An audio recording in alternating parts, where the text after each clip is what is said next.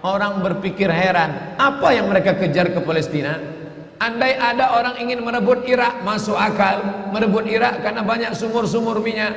Andai ada mau ekspansi ke Kuwait, masuk akal, karena sumur minyak di Kuwait banyak. Kenapa kembali ke Palestina? Ada apa? Tanah yang tandus, tanah yang kering kerontang. Mereka ingin membuat sebuah negara dengan keyakinan akan turun Mesias, sang juru selamat yang dijanjikan oleh Tuhan, dengan syarat orang-orang Yahudi mesti kembali ke negeri yang dijanjikan Tuhan. Yang kedua, Mesias sedang menunggu. Mesias melihat ke bawah. Kalau dia tengok di bawah masih banyak gurun pasir, dia tidak mau turun. Dia ingin melihat hijau. Kalau sudah dibentang karpet hijau, baru dia turun ke bawah. Maka yang dimaksud dengan hijau itu adalah ditanami tanaman-tanaman hijau, penghijauan yang luar biasa. Dan ketika Israel masuk ke Palestina, mereka ambil tanah itu, mereka hancurkan rumah orang Islam, mereka buat tembok panjang. Penjara terbesar dan terpanjang di dunia adalah Palestina. Mereka kurung orang Palestina. Mereka buat tembok beton yang tinggi, panjangnya 700 km lebih. Dari Pekanbaru kita lihat, Anda menuju Medan Sumatera Utara 600 km. Mereka membuat tembok tinggi 700 km. Bayangkan, umat Islam terisolir dan mereka tanami hijau-hijau. Makanya Allah berkuasa. Allah mau tunjukkan kuasa, lalu Allah buat tanaman hijau itu menyala. Dalam pokok yang hijau itu menyala beberapa bulan yang lalu. Heran orang, Allah mau menunjukkan kekuasaannya. Kalian tidak mau tolong Palestina, aku yang akan menolongnya. Tanaman yang hijau yang mereka tanam itu tiba-tiba terbakar. Tidak ada yang bisa mematikannya. Sampai-sampai reporter wartawan Amerika mengatakan, tidak ada yang bisa mematikan kebakaran ini kecuali Tuhan, karena Dia yang membakarnya. Bapak Ibu yang dimuliakan Allah SWT, tanaman apa yang mereka tanam? Persis yang dikatakan Nabi SAW, syajaratul gharqad, pohon gharqad, bentuknya seperti pinus, tinggi, memanjang. Lalu kemudian Bapak Ibu nanti tulis saja, yang ingin tahu bagaimana bentuk pohon gharqad, tulis saja www.google.com. lalu tulis di sana alif lam ghain ra qaf dal al gharqad, enter, muncul gambar pohon gharqad. HP saya tak bisa tulis Arab Pak Ustaz, belum masuk Islam. Cara mengislamkannya, Play Store, klik. Setelah buka Play Store, pilih Arabic Keyboard. Setelah keluar Arabic Keyboard, pilih Arabic Smart Keyboard. Smart Keyboard Arabic. Habis itu setupkan ke HP. 5 menit, geser, langsung berubah, bisa tulis Arab. Alif lam ghain ra qaf dal, enter, pilih image, muncul gambar pohon gharqad. Gimana? Sudah nampak? Tak keluar Pak Ustaz. Loh, kenapa? Paket tak ada. Sekarang mudah belajar. Dulu kami sekolah, ketika mau tahu gimana pohon sidir, kalau mau memandikan jenazah, ambil beberapa helai daun sidir, lalu digiling, dimasukkan ke air. Gimana pohon sidir Ustaz? Pohon sidir, kata Ustaz. Sekarang mudah saja, tinggal tulis sin dal ra, sidir, enter. Pohon bidara kata kita, enter image, nampak, oh ini gambarnya. Teknologi canggih memudahkan kita. Pohon gharqad kata Nabi, kalau bersembunyi dia di belakang pokok kayu, pokok kayu akan berkata, ini Yahudi di belakangku, bunuhlah. Kalau bersembunyi dia di belakang batu, batu akan berkata, ini ada Yahudi, bunuhlah. Tapi kata Nabi, ada satu pohon yang tidak mau menunjukkan dia. Ini pohon mereka, kata Nabi. Apa itu? Syajaratul gharqad, pohon gharqad. Subhanallah, Masya Allah. Apa yang dikatakan Nabi dulu terwujud sekarang. Mereka tanam pohon gharqad ini sebanyak-banyaknya. Ketika saya sampai ke Rafah, Mesir, Palestina, sampai perbatasan Mesir Palestina, ada satu kota bernama Rafah. Rafah dibagi dua, Rafah Palestina, Rafah Mesir. Di tengah kota Rafah, di batas perbatasan, kawat duri panjang, yang dipasang dengan voltase listrik bertegangan tinggi. Siapa saja yang menyentuhnya akan terbakar mati. Tak ada orang berani mendekat. Tapi kawat-kawat duri itu kita bisa melihat rumah-rumah saudara kita di Palestina dan nampak hijau. Lalu gaib penunjuk bertanya ke kami, coba tengok pohon yang hijau itu. Pohon apa itu? Pohon apa ya? Itulah pohon gharqad yang dikatakan Nabi SAW. Mereka tanam sebanyak-banyaknya karena mereka meyakini bahwa Mesias akan mau turun kalau sudah dia tengok hijau. Seperti kita kalau pesawat mau mendarat di airport Sultan Syarif Qasim II Airport, Anda akan, ladies and gentlemen, all our passenger, para penumpang pesawat airlines, kita akan mendarat. Begitu kita melihat Riau hijau, tapi hijaunya bukan pohon wortel, pohon gotah sama pohon sawit. Begitu juga kalau kita mau mendarat di Batam, kita lihat hijau ke bawah. Begitu jugalah Mesias akan turun ke bawah kalau dia melihat sudah hijau semua. Karena mereka meyakini, amat sangat meyakini itu. Mereka menanam pohon wortel itu. 3. Kapan Mesias akan turun? Mesias akan turun kalau Babilonia dibantai terus. Makanya mereka punya program bantai Babilonia, hancurkan Babilonia. Kenapa mereka marah dengan Babilonia? Karena Raja Babilonia pernah menghancurkan kekuasaan mereka. Raja Babilonia yang mereka maksud adalah Nebukadnezar. Nebukadnezar Raja Babilonia menghancurkan kerajaan nenek moyang mereka. Mereka punya dendam kesumat yang luar biasa. Salah satu sifat Yahudi, dendam kesumat yang tak pernah mati. Walaupun sudah terjadi ratusan tahun, ribuan tahun lalu, tetap anak cucunya sekarang dendam. Hantam Babilonia, hantam Babilonia. Karena Babilonia negerinya Nebukadnezar, anak cucunya mesti dihancurkan. Mana Babilonia itu? Babilonia adalah Irak. Makanya setiap naik presiden Amerika yang didukung oleh Yahudi, mereka akan membantai Babilonia, Irak. George Bush naik, apa yang dilakukan George Bush? Membantai Irak. George Bush Junior, anak George Bush naik, apa yang dilakukan George Bush Junior? Membantai Irak. Naik Obama, apa yang dilakukan Obama? Membantai Irak. Kenapa yang sekarang ini, siapa namanya? Donald Trump. Payah ingat nama orang kafir.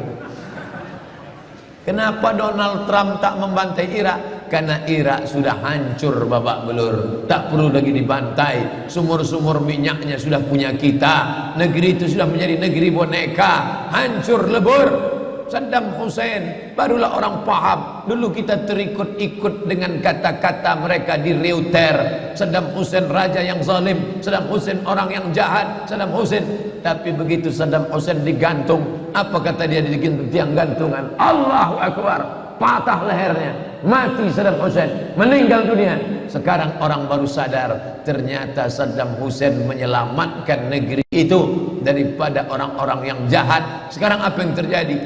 Saudara kita yang beberapa bulan bersama kita di Masjid Raya Senapelan, kalau Bapak ingat, ayahnya, anaknya, ibunya, adik-adiknya tak sanggup lagi tinggal di Baghdad. Kenapa? Kami dibantai oleh Syiah, kami dibantai oleh Amerika, kami sampai lari mendapatkan suaka politik. Sampai hari ini masih ada sebagiannya tinggal yang Sunni, yang Syiah dengan berbagai macamnya. Apa maknanya? Mereka membantai Babilonia. Lalu orang mengatakan ini kan ekspansi politik, ini kan karena sumur minyak. Ada betulnya, tapi lebih daripada itu adalah mereka memiliki keyakinan yang luar biasa bahwa Mesias akan datang kalau Babilonia dihancurkan. Ustadz baca analisa ini dari mana? Kami belajar buku ini 6 bulan di Al-Azhar, satu mata kuliah, dan saya paling suka mata kuliah ini karena mengaitkan antara ayat Al-Quran dengan hadis Nabi. Kalau kita suka mata kuliah itu, kita ingat isinya, kita ingat orang yang mengajarnya. Saya masuk Al-Azhar 1998, hari ini 2017, 19 tahun yang lalu. Kalau saya pejamkan mata saya, masih ingat saya Syekh Dr. Fargallah yang mengajarkan mata kuliah ini. Dengan semangat dulu dia di lokal mengatakan, anak-anakku sekalian, beginilah mereka akan menguasai umat Islam, negeri Palestina. semangat Syekh Fargallah. Saya tak tahu apakah dia masih ada atau tidak, tapi pahala akan tetap mengalir baik beliau hidup maupun sudah meninggal dunia. Kenapa? Saya sampaikan kepada Bapak Ibu sampaikan kepada anak menantu, sahabat, kerabat, tetangga, mengerti keadaan kita zaman sekarang. Jangan sampai dikatakan Palestina bukan urusan kita. Ini kan masalah politik. Indonesia ya Indonesia, Palestina ya Palestina. Antum tidak mengerti masalah dunia. Palestina adalah masalah umat Islam. Subhanalladzi asra bi'abdihi, maha suci Allah yang sudah memperjalankan hambanya minal masjidil haram, dari masjidil haram ilal masjidil aqsa, masjidil aqsa, masjidil aqsa Palestina. Kita yang tertulis dalam kitab suci kita bahwa kita punya ikatan emosional, kenapa kita tidak yakin itu? Yahudi ajarannya dibuat-buat, ajarannya mitos, tapi mereka punya keyakinan yang luar biasa. Mereka rebut negeri itu, mereka kuasai, mereka hancurkan negeri musuh. Atas dasar apa? Keyakinan bahwa Mesias akan datang. Yang kelima, apa yang mereka lakukan untuk Palestina? Mereka meyakini ada Temple of King Solomon, tempel kuil King Solomon, Raja Sulaiman. Datang pula orang Indonesia latah, dikatakannya Sulaiman ini kerajaannya bukan di Palestina, di Yogyakarta, Sleman. Kata dia, King Solomon itu punya tempel kuil, dan Temple of King Solomon letaknya pas di bawah Al-Masjidil Aqsa. Apa maknanya? Mereka mengeruk setiap hari bulldozer, traktor, ekskavator, terus mengeruk keliling Masjidil Aqsa. Mereka ingin meruntuhkan Masjidil Aqsa. Tulis Temple of King Solomon, enter, pilih image, tampak gambar replika. Inilah kerajaan Sulaiman yang ada di bawah Masjidil Aqsa. Akan mereka naikkan. Mereka sudah bangunkan rumah kecil replikanya, seperti orang Riau membuat rumah replika, rumah Melayu Kampar, rumah Melayu Siak, rumah Melayu Bengkalis. Di mana rumah itu? Di Purna MTQ. Anak-anak kita kalau mau tahu bagaimana rumah Melayu Kampar, bagaimana rumah Melayu Siak, bagaimana rumah Melayu Pelalawan, pergi ke sana. Sebagiannya ada, sebagian tak ada, entah kemana perginya. Tapi mereka membuatkan itu. Inilah dia replika kerajaan Temple of King Solomon. Artinya apa? Mereka ingin menghancurkan Al-Masjidil Aqsa berkeping, sampai akhirnya disitulah nanti kemarahan umat Islam. Entah marah entah tidak, melihat gayanya tak marah. Mau kalian hancur-hancurkanlah. Banyak lagi urusan kami sibuk dengan ini. Tapi akan ada hamba-hamba Allah. La tazulu fi ummati ta'ifatun min ummati. Akan tetap ada sekelompok umatku yang memperjuangkan agamaku, kata Allah Subhanahu wa ta'ala. Yang terakhir, yang kelima, akan turun Mesias. Kapan itu terjadi? Ketika terjadi perang besar. Sebetulnya dalam agama Islam sudah dituliskan yang dimaksud dengan Mesias itu siapa.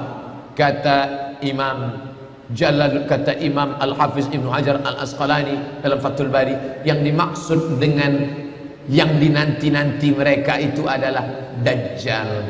Dajjal itulah sesungguhnya yang sedang mereka nanti. 70,000 Yahudi wara'ad Dajjal. Ada 70.000 Yahudi yang akan berada di belakang Dajjal ketika dia turun nanti. Makanya tiap hari, tiap petang kita berkata, Allahumma inni a'udzubika min adzabi jahannam wa min adzabil qabri wa min fitnatil mahya wal mamat wa min syarri fitnatil masihid Dajjal. Dajjal itulah yang sedang mereka tunggu. Dajjal itulah yang sedang mereka nanti-nantikan. Kita menantikan kedatangan, dia pun juga menantikan akan kedatangannya. Bedanya apa? Mereka meyakininya dengan semangat mereka luar biasa. Mereka bangkit. Umat Islam percaya. Padahal tiap hari dia katakan sebelum salam, Allahumma inni a'udzubika min adzabi jahannam wa min adzabil qabri wa min fitnatil mahya wal mamat wa min syarri fitnatil masihid Dajjal. Tiap hari dikatakan, tiap hari diucapkan. Tapi dalam hati, betul tak Dajjal ini datang? Entah iya entah tidak. Mereka yakin Dajjal akan datang, tapi mereka katakan itulah pemimpin kami, itulah Tuhan kami, itu adalah jelmaan daripada Tuhan kami, itu yang akan menghancurkan dunia, dia akan menjadi panutan kami. Kita berkata itu musuh kami, tapi kita pun ragu, entah musuh entah tidak. Oleh sebab itu kita minta ampun kepada Allah atas kurangnya iman kita. Subuh ini kita bangkitkan semangat kita, tapi yang datang kepada, kenapa Allah tidak menolong? Katanya Allah itu maha kuasa. Cukup dia teriakkan saja, malaikatnya satu berteriak, pecah gendang telinga orang Yahudi, mati. Cukup dia tiupkan angin sejuk, terhirup, mati. Kenapa tidak dia matikan saja Yahudi itu? Datang Syekh Muhammad Jibril, Syekh Dr. Muhammad Jibril, Syekh Profesor Dr. Muhammad Jibril, dosen tafsir Al-Azhar. Kami undang, mahasiswa Indonesia mengundang di waktu di Mesir dulu kuliah.